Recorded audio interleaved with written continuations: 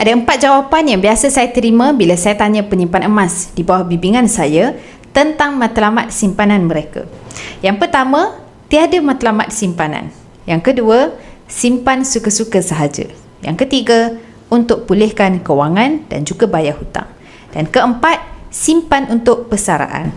Kalau anda tergolong dalam golongan pertama dan kedua, jangan risau, anda boleh mula dengan matlamat yang paling asas dalam simpanan, iaitu simpan 3 hingga ke 6 bulan pendapatan.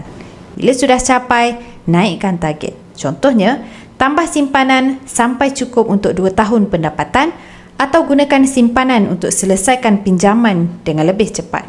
Majoriti penyimpan emas biasanya ada matlamat untuk pulihkan kewangan atau bina dana persaraan.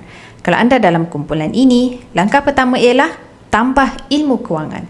Sebab tanpa ilmu, walaupun simpanan sudah banyak, ia boleh habis sekelip mata. Fahami bagaimana emas boleh bantu kukuhkan kewangan. Selepas itu, mulakan tabungan melalui public gold. Dengan ekonomi sikit public gold, anda boleh simpan mengikut bajet anda tanpa komitmen tetap. Tapi bila anda konsisten menabung setiap bulan, anda akan nampak perubahan. Kewangan lebih stabil, hutang cepat selesai dan dana persaraan makin kukuh. Kalau anda nak bermula, anda boleh rujuk pin video saya untuk langkah mudah daftar Ekonomas dan nanti saya akan bantu anda cara terbaik menabung emas di public gold sesuai dengan bajet anda.